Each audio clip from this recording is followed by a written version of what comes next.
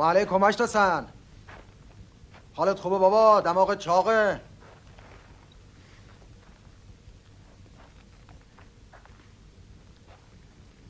هی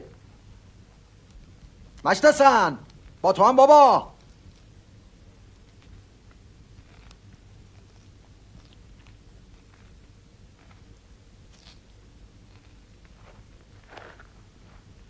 حالت خوبه مشتسن؟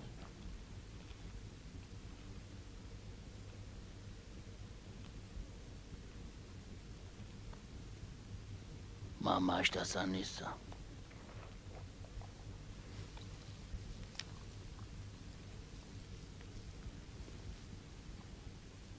این حرفو نزن مشتی. تو مشتسنی؟ من مشتسن نیستم. من گاب مشتسنم.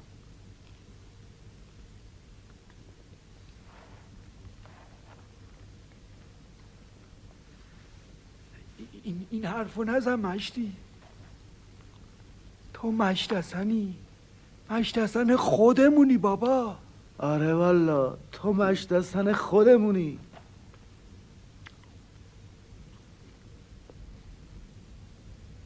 من مشتسن نیستم. گاب مشتسنم.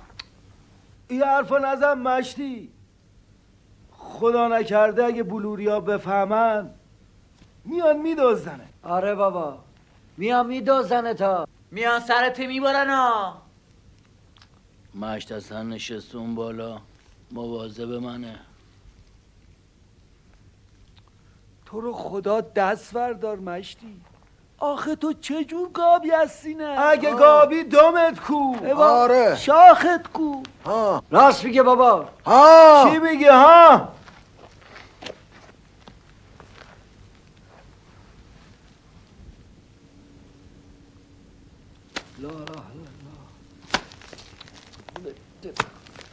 دست بردار مشتی. خیلی خوب بابا. آروم بگی پدر، آروم بگی بابا. مشتسن آروم بگی. خیلی خوب بابا، خیلی خوب. آروم بگی. لا اله الا الله. چیکار کنیم؟ نه خودت یه جور حالیش کن مشسلا. آره بابا.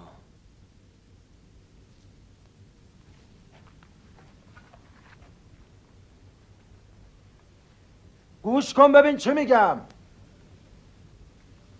دیروز زور عیالت سر و سینه زنون اومد که گاب تو مرده. ما هم رفتیم در گابچا تو حیاطو برداشتیم، گابو سرازیر کردیم اون تو. غیر اینه کت خدا. نه والا.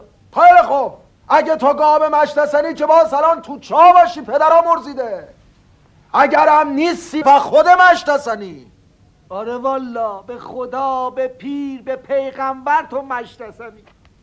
بابا شما بگید این مشتسنه یا گابه؟ مشتسن بابا، مشتسن خودمونه والا. مشتسن خودمونه. تو چرا این حرف میزنی برای مشتسنه. اگرم باورت نمیشه بلنش بری در گابچا تو حیاط برداری نگاه کن. یا علی مشتسن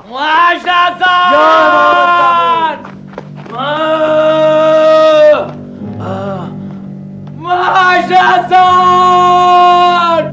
بلوری ها ریختن اینجا. میخوام منو بدوزن. میخوام منو بندازن تو چاپ. میخوان سر منو ببرن.